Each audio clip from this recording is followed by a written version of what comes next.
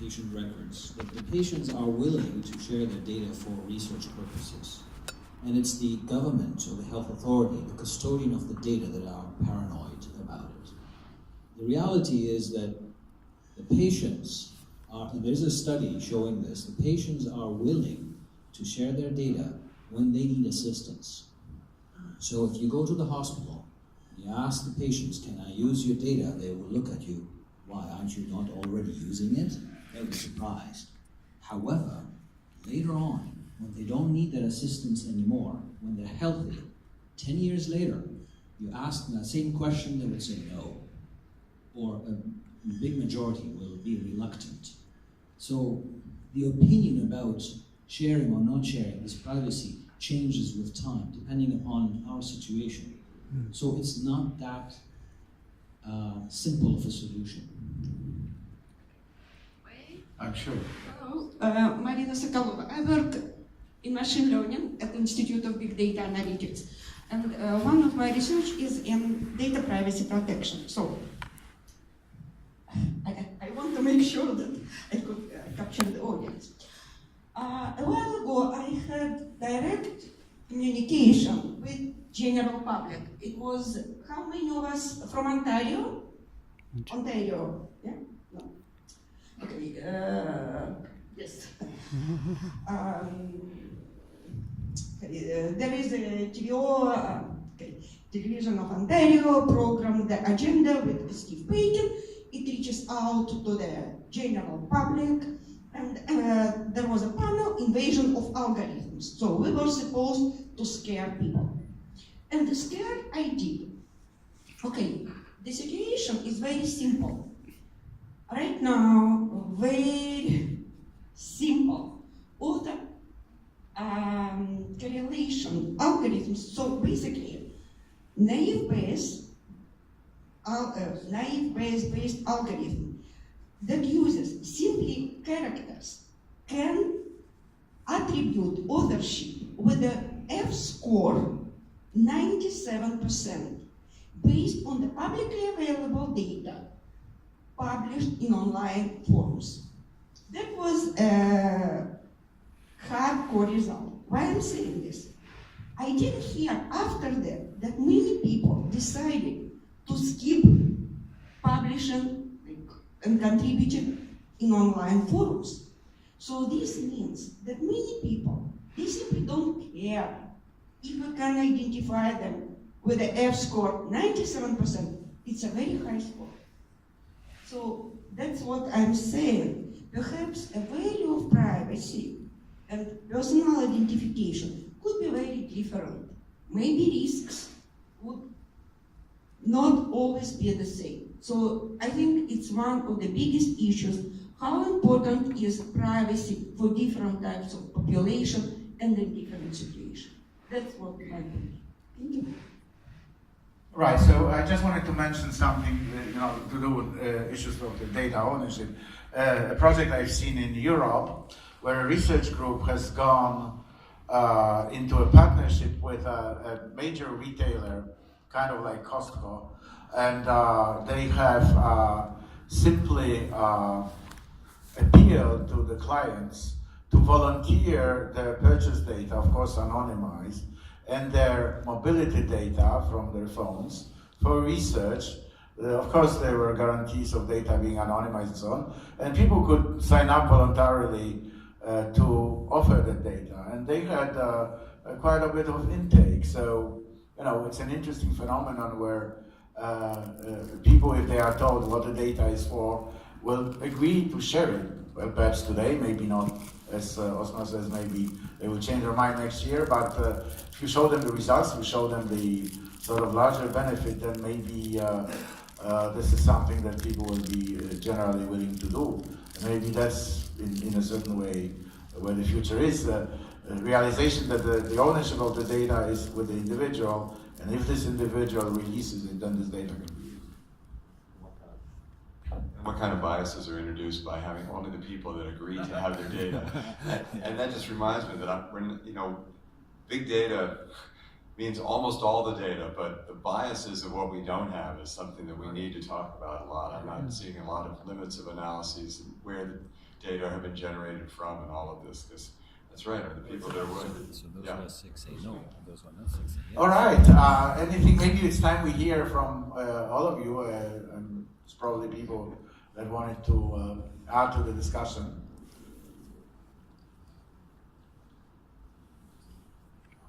Yes, go ahead, sir. There's a microphone somewhere. So I'm Roy Welch from MIT. A bit closer. A bit higher. Yeah. Is that okay? Yes.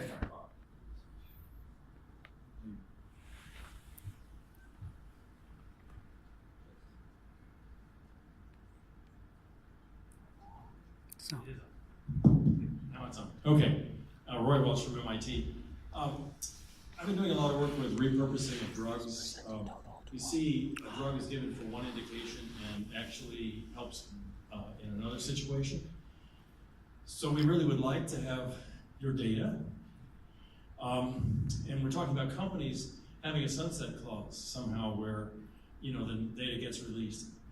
We need to think about that for humans. We cannot afford to do clinical trials for everything. It's too expensive. And when you talk about combinations of drugs for AIDS and so on, forget it. We have to get that data. And if making it anonymous isn't going to work, I don't know. Are we going to have to say if you get government assistance, this is going to put the bias in? If you have a government money for your medical care, are you going to then be asked, forced, whatever, to release your data? I don't know, but this is an absolutely critical problem. So I encourage you to think. Everyone think about it. Thank you. Actually, as a follow-up to that, I firmly believe that the jurisdictions where they don't have these barriers will advance significantly and the others will stay behind. I'll give you an example. I was working on pulmonary scans. I work in a university with one of the best medical schools in North America. I couldn't have access to those. To get access to those, my student is Chinese, he got them from China. With no problems whatsoever. I didn't care about who the patients were, and the research worked fine. Yeah, so there's another example. You know, we all talk about the incredible value of human mobility data from mobile phones, and it's essentially impossible to get it from service providers, at least that I know of, but Orange, the French global mobile phone provider, communications solutions company, has actually provided a full data set of properly anonymized data from Senegal for 2013 for research, and a number of research groups have done absolutely tremendous work on that data. So, you know, here's another example.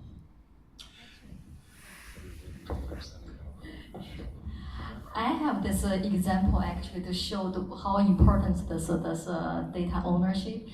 Many years back, maybe 2010, and this Netflix had a competition, if you all remember that.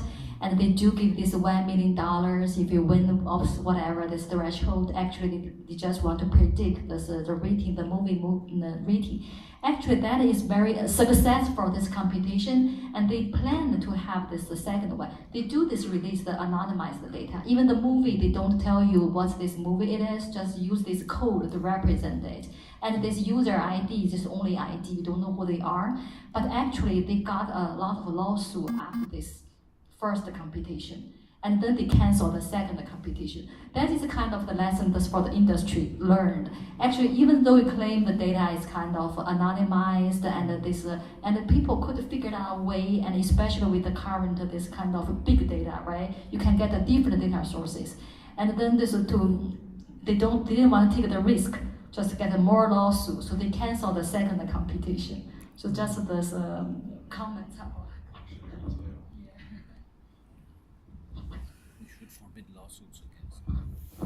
So obviously, you know, from my company's point of view, Infosys builds all the components that allow you to administer all kinds of you know, privacy frameworks.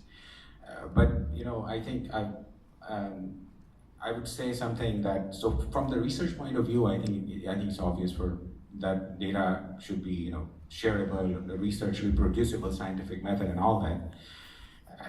But I think one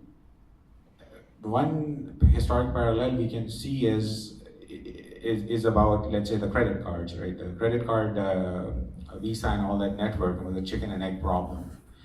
And merchants will say nobody comes here with a Visa, and the Visa cardholder will say no merchant takes them. So there is some sort of a vested interest that a lot of companies that are collecting data that is used to kind of make their case, or with their APIs, they have the data, they have the power.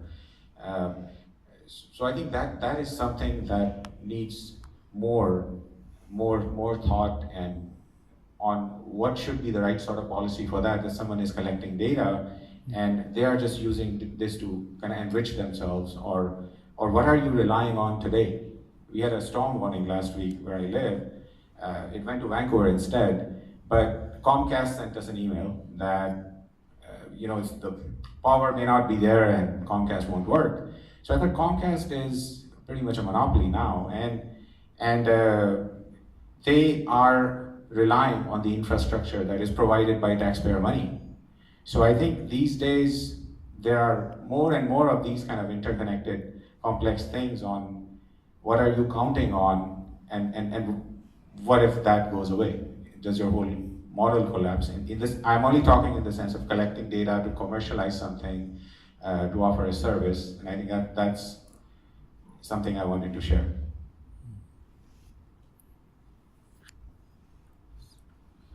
All right, I think we can at least finish on time. We haven't really started, so I wanted to thank very much all of you for being here. I wanted to thank my colleagues on the panel for their time and thoughts. And